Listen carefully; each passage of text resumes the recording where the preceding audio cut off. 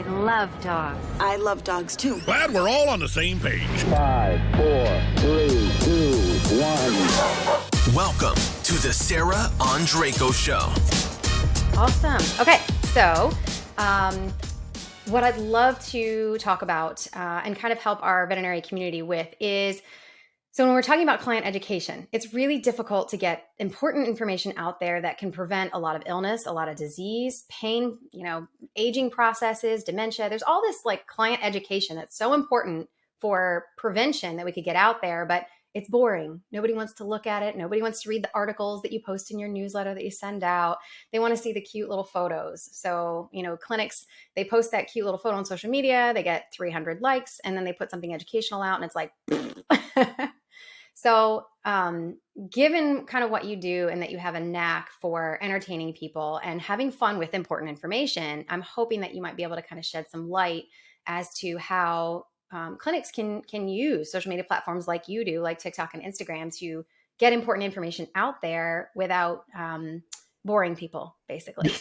Yes, it definitely helps out a lot because as you all know, most of our clients now are in the millennial phase. I think it's Generation X or Z now at this point that has so many patients right now.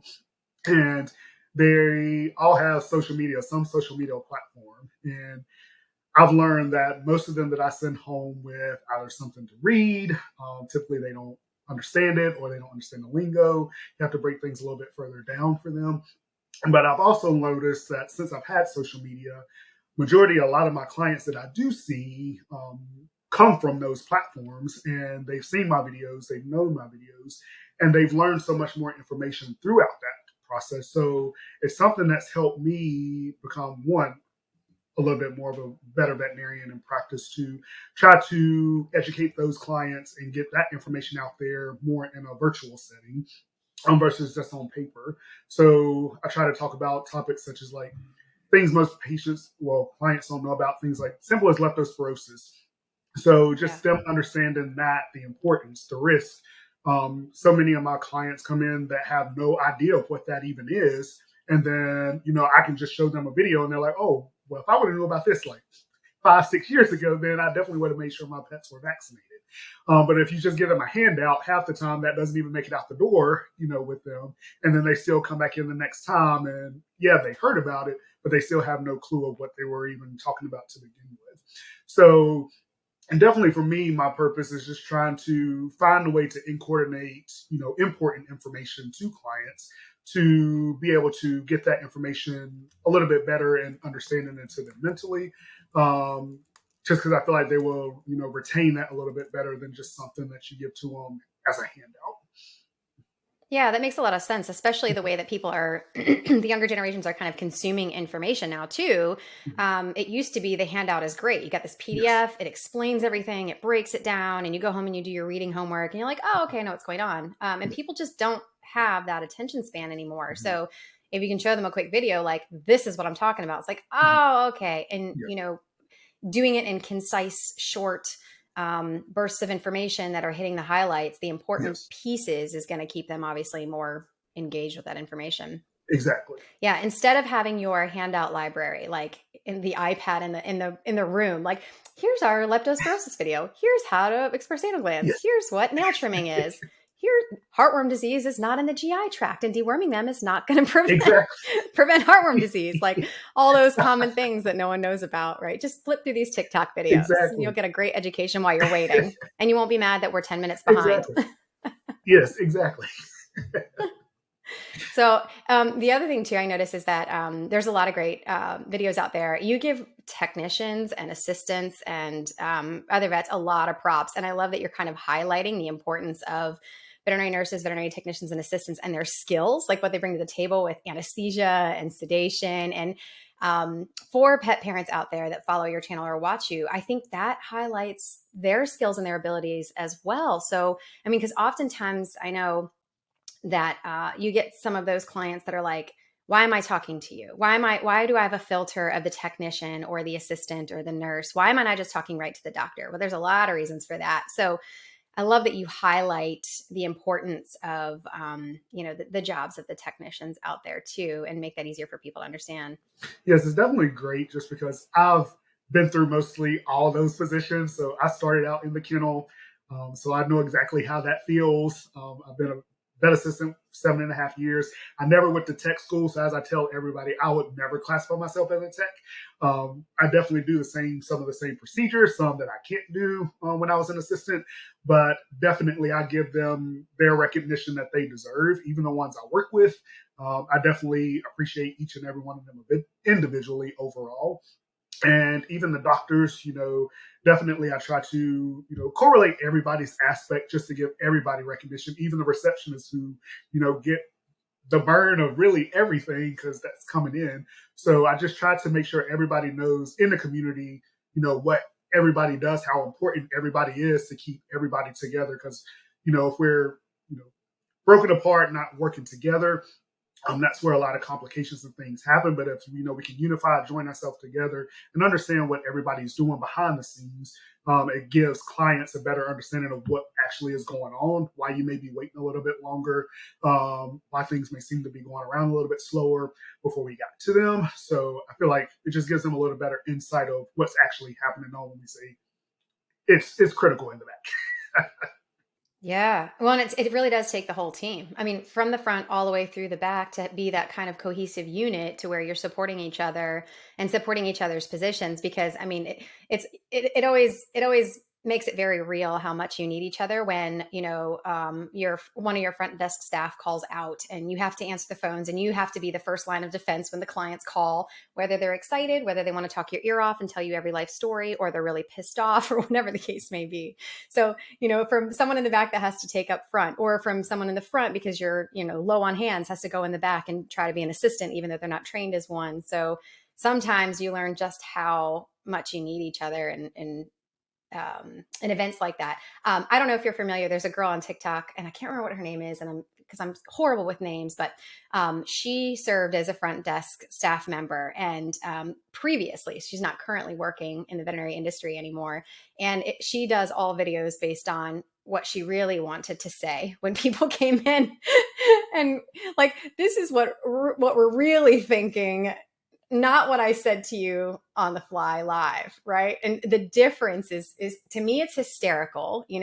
To somebody that doesn't know the industry, they're like, "What? Really? Like oh, okay," But she is. I'll have to find her stuff and send it to you if you haven't seen her. She's hysterical, and she holds the most serious face while she's saying the things that she really wants. It's like, Yeah. but it's pretty funny.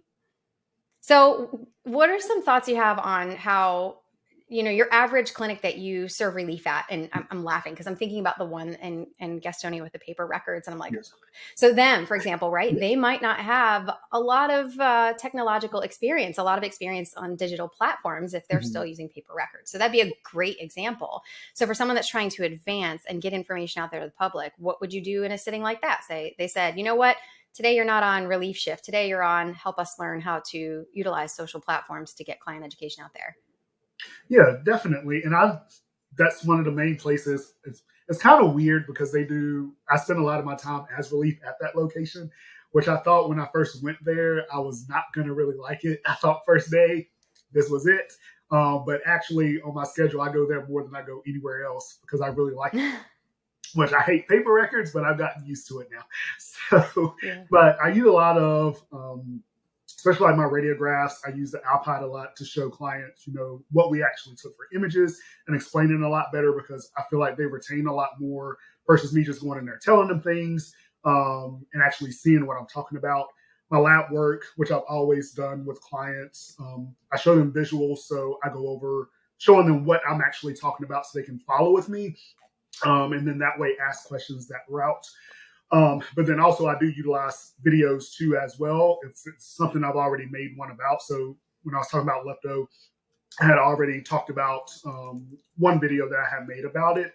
And it was a younger couple. So I just played them that video so they could understand a little bit and then just get them to reiterate to make sure we're on the same page at the end to see if I need to clear up anything. Because I mean, we do have brochures, but I feel like me giving them one of those is probably not going to be that beneficial. But I try to utilize as much technology as the place has overall. But then if there's something that I've already created and made, I just utilize that to show as well also for follow-up. Gotcha. And do you, would you say that for a clinic or a hospital that's trying to like maybe designate a person to get more out there socially, how often do you think they should be really posting to try to get their audiences up to where they're actually going to make a bigger impact in terms of what they're putting out there? I figure definitely at least once to at least at minimum twice a week, definitely to get information out there. I feel like once you start doing or going less, probably like once a week, with the algorithms and how they work, you definitely get flooded out with all other advertisements and everything. So definitely I say if you could do at least twice a week would be great. Typically, I really watch how my algorithms work too as well.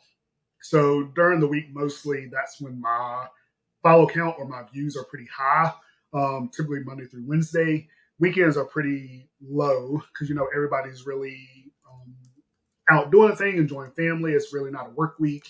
So I really don't post or try to utilize any really important information on my weekend days if I'm going to post something, just because I feel the people that I'm actually trying to reach are typically during the beginnings of the week. So most of my informative posts are going to be Monday through Wednesday. Typically Thursday through the weekends are just things that either, I learned about, I saw, my patient pictures. So it definitely fluctuates throughout the week, but I feel once you see how your days throughout the week flow, it helps determine what's going to be great content to post on those days to get a better feedback and response from your actual followers that you have. Do you use any type of tracking platforms, or you just use the insights that are available on the like business Instagram or as a business I just use profile? my business insights from my Instagram posts and my TikToks posts. Yeah, so nothing fancy. I mean, any clinic can do that wants to kind of get something started up. Exactly. For sure. And one of the things that so there's a private practice clinic in North Carolina that I'll have to hook you up with. You would love them. They're great, and they use relief doctors. But side note, but I was trying to help them kind of get their social media presence up and going and get more out there. And it was one of those things where initially it started off with, but we got to have the right caption and the picture has to be right. And we've got to do this. And I'm like, you don't have a big enough audience for all of that to really matter. Yeah. Just get the information out there, just get the posts going, just start building it up. So I feel like sometimes too, if people can just let go of that, you don't want to put junk out there. Like if it's a really bad picture, don't post it. But exactly. Often the staff or the person posting is more critical of said post, and you'd be surprised what kind of blows up and what gets attention. So just put it out there. If Fluffy came in for a visit and, you're talking about, mast cell tumors, take a picture of that mast cell tumor, take a picture of Fluffy's happy little face getting a lick of peanut butter. And what is a mast cell tumor? Boom, done. Keep it kind of simple for the most part. Would you agree that that's kind of, I feel like the most simple, if you keep it simple, that's going to get you the most out of that post.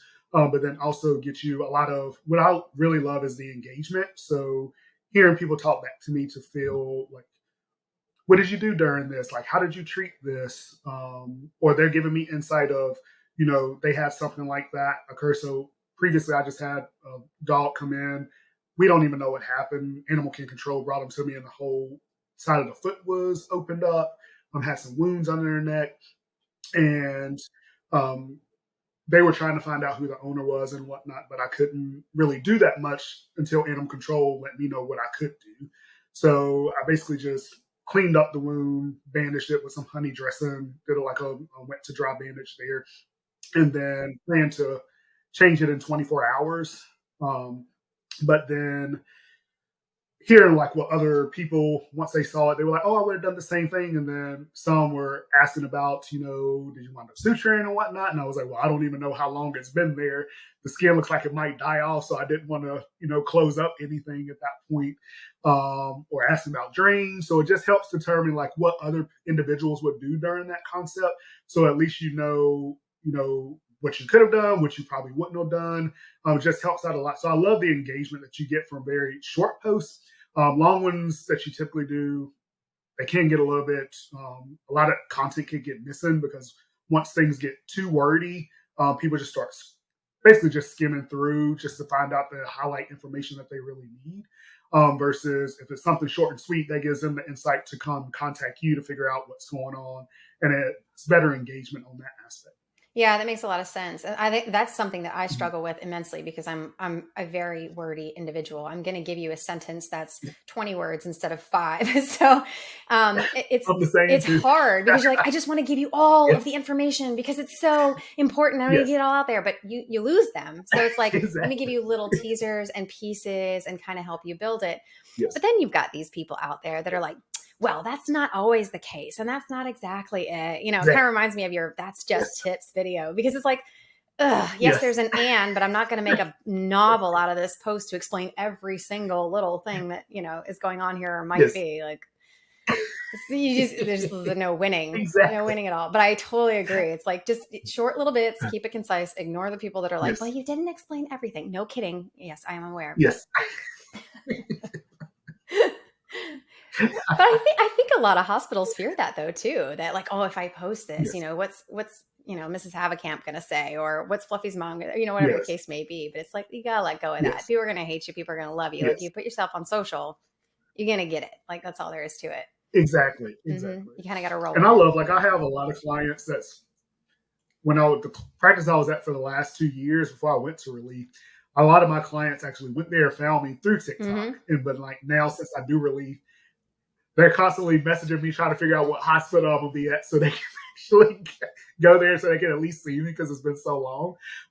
But definitely, I love them. That's the biggest thing. I mean, the platform, it can definitely make you or break you. And I feel like overall, they definitely made me to be a better veterinarian overall. And I definitely love the clients that I've gained just through my social media platforms. Yeah, I could see that being really lucrative for the hospitals that you work for. I mean, you're bringing business directly to them because you're there. Like that's, you're going to have to increase those relief fees. Our celebrity relief vet is on site today, so we're going to charge an extra $100 for everybody walking. No, I'm totally kidding. I'm going to get those comments. See, I told you those vets were out to get your money. No, just totally kidding. Yikes. So let me ask you this. So I'm just curious from your kind of your personal timeline anyway. It doesn't really have much to do with social media. I'll ask you more about that in a minute. But you did an internship in emergency and surgery. And I noticed that you want to do a residency in dermatology too, which I think is fantastic. You're getting like this super amazing, well-rounded like education and experience. But how does Relief play into that? And kind of what are your plans moving forward? Yes. Yeah. So it's kind of been on the back burner now at this point. I definitely still have interest in it. But as you all know, once you go from being an associate or Relief, and then you go back to doing residency, your salary is going to drop very, very, very drastically. So I'm still on the verge of discussing with that. The good thing about it is even if I don't pursue dermatology, and I still have a love for it, I'm still getting the cases that I like to see. So definitely, I'm still everywhere I go. Skin's not going anywhere. So I still get a lot of skin cases overall. So I'm definitely still, keeping up my skills for what I need to do, but then also I still keep up with my research as well as, since, science does change and, skin does change too as well. Just trying to stay well-rounded and, new formulations, new medications that are coming out. I just try to stay up to date as possible on those to, just give my patients the best care during those time frames too. So each clinic's right now is a little bit different. So Gaston, where I spend a lot of my time, I see so much skin there. So that's where I get most of my ear cytology, skin scrapes, everything there overall. Where some of the other clinics, I may see, which I'm surprised, 1 or 2 a day. Whereas when I was in doing my internship or an associate after at that clinic, it was like every other case that I had was a skin case. So it's definitely wherever you're at is totally different. But I'm glad I still get to do what I still love overall. Especially even the clinicians that I work with, if it's something that they really don't want to deal with or don't want to see a skin case and it's a new patient, they'll want to switch with me. If I have a puppy and they have a skin case, I'll give them my puppy. I'll take their skin Who trades puppies for skin cases, right? Yes. Yes. So we'll just flip flop and just make it all work so everybody's I happy. love it. That's great.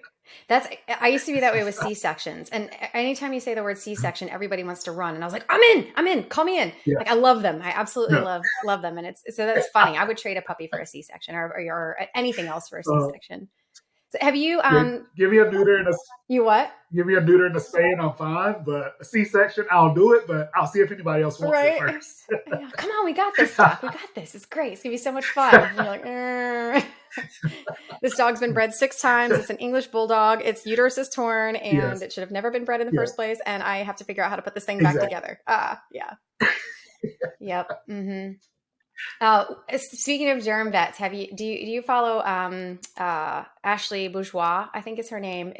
She's amazing. I love the stuff that she posts. I've had her on the podcast before too, but her skin, she gets some good crusty ones for you. Yeah. She's great. I love her posts that she does. Good education out there, and she puts it out just in really, again, digestible pieces that that are kind of fun to pick up and learn and think about and get your brain in gear. Yeah, 'cause she's even one that I like. If it's something that looks weird to me, I'll go on her post to see if it's something that she's already posted about, so I can look back to see if it's something that's going to help me decipher what may be going on.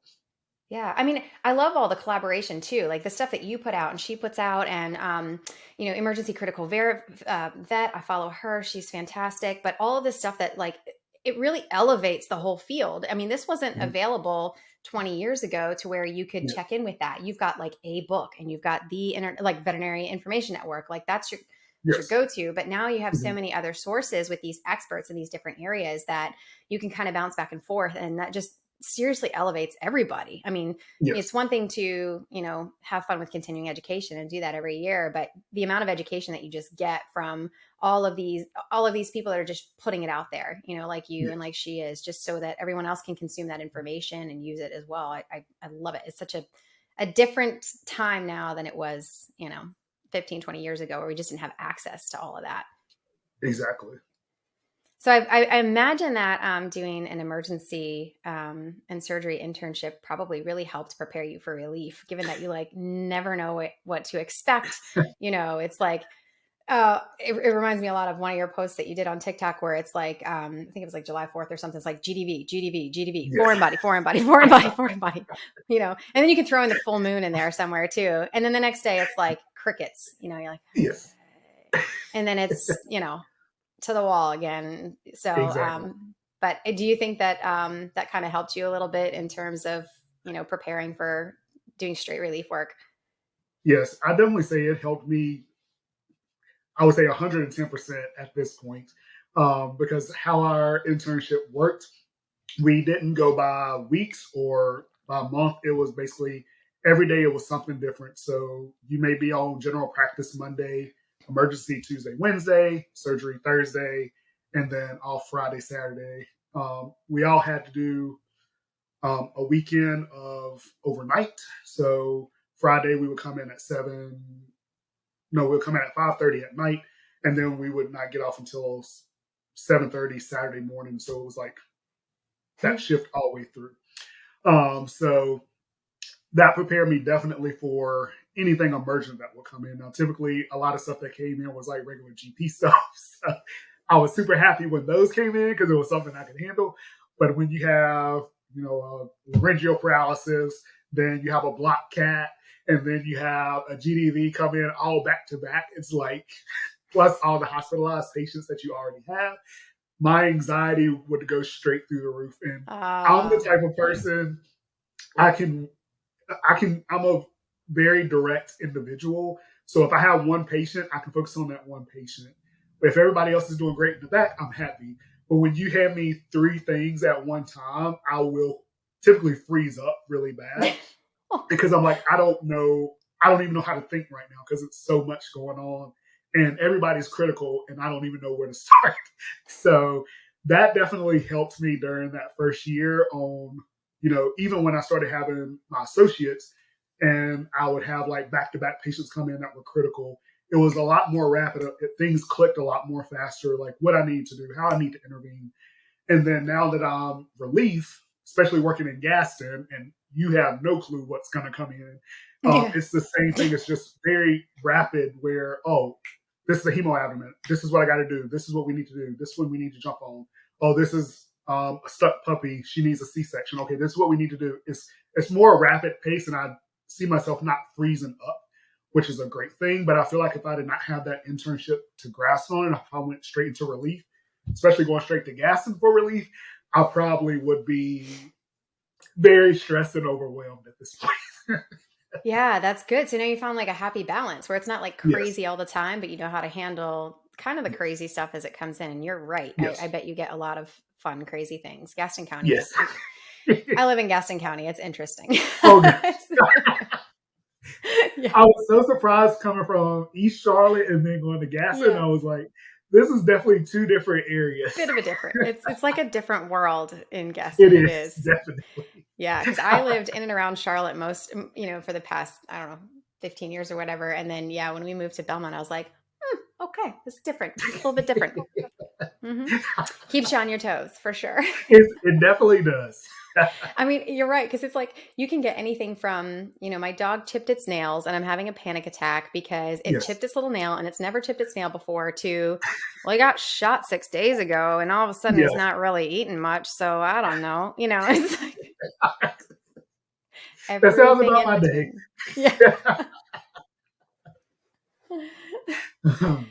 Anything, so how many hospitals are you rotating through? I've been to 8 so far. It's only out of the 8, there's only one that I just really not going to go back to, just due to how the clinic functions. But definitely the other 7 that I've been to, I really like. I love can be kind of hectic just trying to keep up with how each clinic does things. But once you've been there multiple times, you catch on a lot quicker. It's more so just the software trying to get used to, because everybody's different. You have Cornerstone, you have EasyVet, you have Inspire, you have PetWell or PetVet, paper records. So everybody's just everywhere. Yep. I imagine every once in a while you're like, where is that? Wait a minute. No, that's not the right program. Yes. Different software. This is VIA. This is not Cornerstone. Like what? Yeah. Yes. I done logged out so many times, and then it's just half the time it's a mess. I have to get somebody to log me in every single time I'm getting ready to type a record. Yeah. Yeah. It's like, wait a minute. How do I do this again? Wait, was this my password at this clinic? Yeah. Yep. I had that problem when I was doing, I was seeing some behavior cases in a clinic in Charlotte, and I was starting to come more readily. So I had my login information for their stuff, but I had my login information for another hospital. And then I literally was like, wait a minute, this is not the right login. Wait, I had to go back through my emails and like, how do I log in again? Cause then COVID hit and I would only come once a month or once every other month. And then forget it. It's too many logins, too many passwords, too many things to click on for me to remember. Yeah. Yeah. I am surprised that there isn't this shift in more relief work in terms of vet nurses, vet assistants, and technicians altogether, and doctors, because I feel like it's such a high stress environment for the people that are there. Often they're overworked and underpaid, and they really do. When you bring in relief work, it really is a sense of relief to the staff a lot of times, because you're fresh. Like you can handle things that they don't want to handle. Like they don't want to deal with, Mrs. Smith, who has called and she's bipolar, and we're not sure if it's the really, really nice Mrs. Smith today who loves everyone and wants to hug you when she walks in the door, or it's I'm off my meds today and I'm just freaking out and I want to take it out on somebody, right? Yeah. So often having a relief person that comes in alleviates that, because the relief person's like, I got it. I'm good. I'm fresh. I don't have the day-to-day in and out stress of dealing with the same clients over and over again that you guys do. And I can handle this. And I feel like it takes a burden off their shoulders. I mean, I loved that role doing relief nursing work, because it'd be like, the one video you have where like, yes, I'm sorry. You're not talking to her. You're talking to me now. Like, I can't tell you how many times it'd be like, listen, so you told Kelly that she could take her recommendation to have Fluffy seen by the vet and shove it up her fluffy hole. So you don't get to talk to Kelly anymore. We're going to talk to me now. So let's take this down a notch here. But truly though, I'm surprised there hasn't been kind of an uprise in all relief positions, because it's kind of, nice to just hand that off sometimes. And, sometimes you Mhm. just walk in and you're like, what can I do to help you? Like, what do you Yes. need? How can I help you? And they're Yes. like, wait, what? Yeah, seriously, give me your hardest Yes. task. Let's knock this Yeah. out. Yes. Do you feel that way? Yeah, that's how I am with Gaston. So there's a lot of clients that they've told me about that they really just don't really care to see, just because they take up a lot of time overall. And some of them, they just don't want to see those doctors overall. Sometimes they don't really want to even see a relief vet, but typically when there's one doctor only there and they don't want to see that doctor, the only other doctor would be me for them to see. So they're probably not going to like you or whatnot. Then I go in there and then they talk praises of me. And then they're probably like, well, I'm glad that they like you because now you could be the one that they see.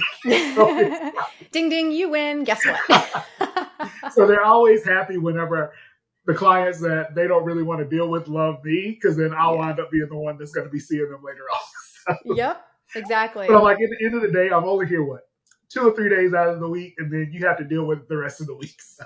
Yep. But hey, it keeps you from having to fire clients, because sometimes Exactly. it just takes a different personality or something like that to kind of bring them back down, to let them realize that everybody's human here. We're not out to get Exactly. you, Exactly. So that's really good. So, Yeah. all right, let me shift it back. Go ahead. Yeah. Oh, no, you're good. Oh, no, I was just going to say, I'm going to shift it back to the topic. And I want to hear how you kind of got started. Like, what made you decide to take all of your experiences to social? Yeah, so it was that right after I graduated vet school, because we were in the COVID stages. So, because I'm a COVID grad, class of 2020. I bet that was interesting. Yes, it was. So before my internship, were you Virginia Tech? Yes. Okay, yeah. Yes. So after we graduated, before we graduated, because we really was having a virtual graduation, we didn't really graduate walking across the stage. So we were packing up, getting ready to go home and everything. So I started my platform then at that point, just seeing what would work. I didn't know, because I'm into bodybuilding, I'm into powerlifting, love veterinary medicine. So I was just, I loved acting when I was in high school. I was in theater, throughout all 4 years. I just love doing dramas. So I was just seeing what would catch, the audience out there and what they really enjoyed seeing.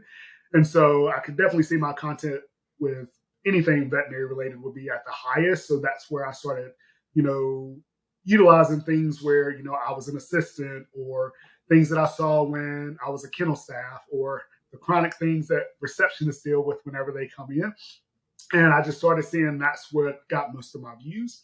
And I just stuck with that since then and tried to create a platform where, because in the beginning, I didn't know if it was going to be what it was going to be related to. But then as time grew on, I started to see, hearing about more burnout that's going on with clinicians, but not one more vet that's going on. And I was trying to create a platform where we all could, come together, see everything that, that we deal with on a daily basis, but try to find humor into it that could at least alleviate some stress that we dealt with throughout the day. And that's what I utilize my platform for, just trying to make everybody's day happy. My motto is, if I can make one person laugh a day, then I've done my job for the day. So, I love it. especially in the veterinary community, because we're just so burnt, so we're overworked, so burnt out overall. And if I could just relieve some stress to get some people to laugh throughout the day, it would just make my life even better overall.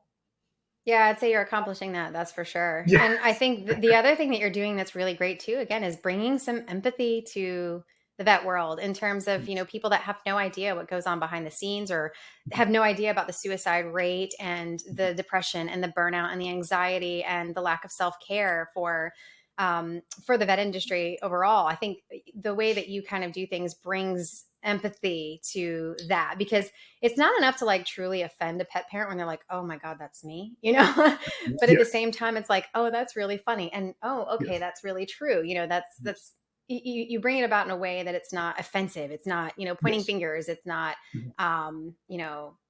it's a fun way to help pull in that human thread. I would say, from pet parents and other people that have no concept of, again, kind of what goes on behind the scenes in the vet field and how bad it is, Yes.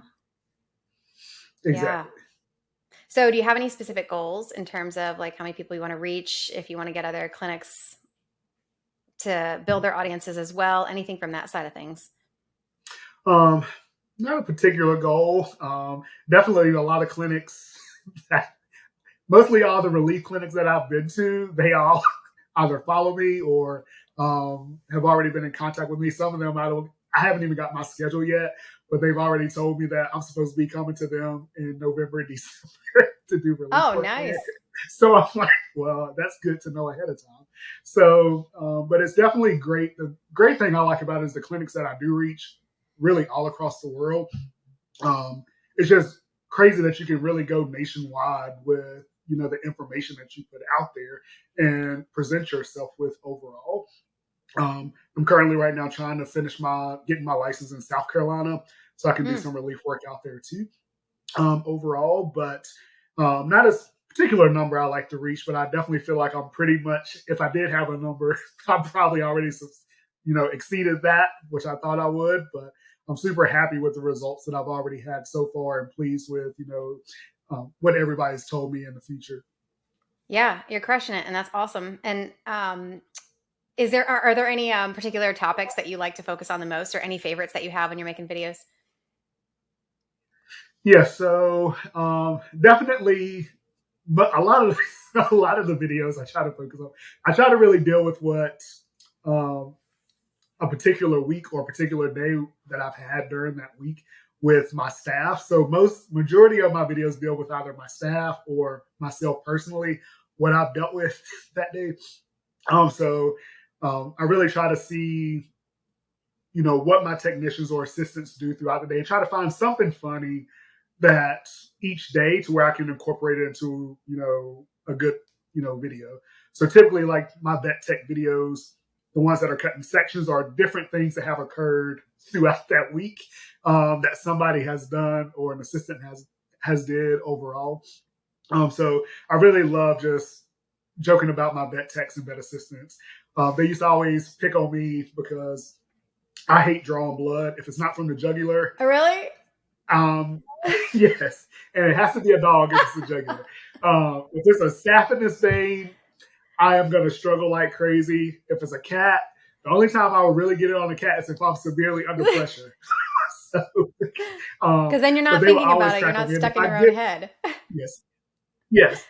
And if I collect it, I let them know. I'm like, okay, I draw one blood sample a month, so this is my month. Drop the Everything else is syringe on and it. walk away.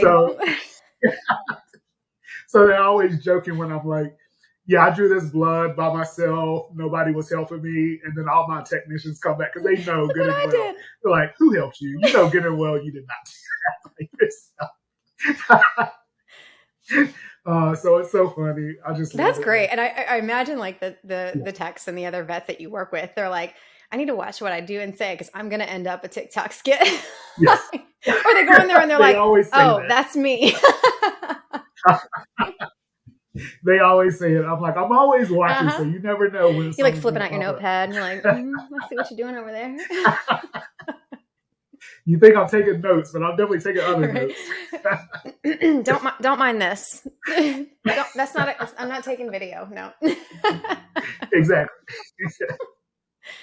Oh, that's funny. Yeah, I bet they have a lot of fun with it. But also, too, you probably inspire a lot of other vet staff members to put stuff out there too, and to feel like really comfortable about that and feel Yes. good about doing that. And I think one of the major benefits to that is everybody needs an outlet, for stress, especially with all the burnout and everything happening. And so it's kind of nice that you're probably opening that door for some of those staff members to feel comfortable doing that as well, to where they have an outlet. But there's also you're a good role model to where it's like, we're not going on Instagram and doing a live rant about how we hate this and this sucks and blah, blah, blah. We're finding a Yes. positive and productive outlet for it too. So I think that's pretty cool. So hopefully some of the techs and the other vets and the assistants that you work with are like, okay, I can do this. This is a good thing for me. Yes, they definitely do. And they are very appreciative overall. And so a lot of them have either, if they didn't have social media, they definitely have started now at this point, which is a great thing. And I'm like, just get your information out there.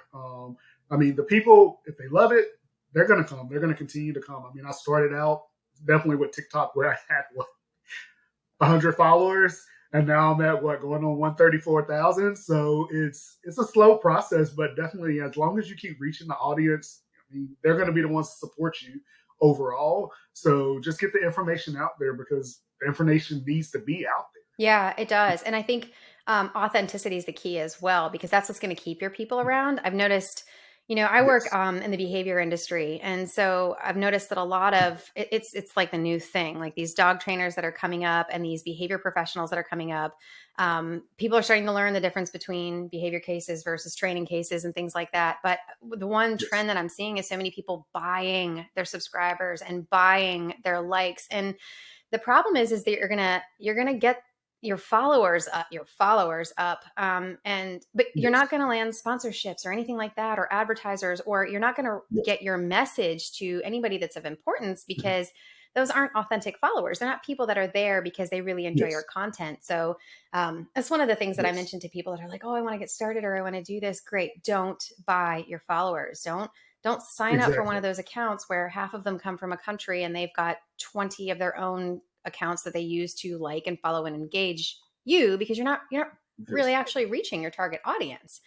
But I think a lot Yes. of people feel like it's a race to the top, like, oh, I've got to get 100,000 followers really Mhm. fast. What do I need to do? But I don't think that's the case at all. I mean, would you agree? You don't need No. that. You don't need to, Yes. you can slow pace it and then Yes. build a authentic community. Yes. Definitely. I tell people the same thing. It's really not worth it because your audience is going to be totally thrown off. And then if those accounts are not really even authenticated, they're going to get deleted. So then over time, your follower count is going to wind up dropping too, um, which is going to lead you back into where you started to begin with. So I always say just start with a fresh slate. It just takes time. Hey, it's been 2 years for me to even reach where I've Mhm. been.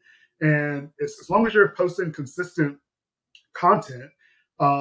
And I mean, you don't have to post, like, even on TikTok. I tell people really not to post that many videos in a day, just because how the algorithm works.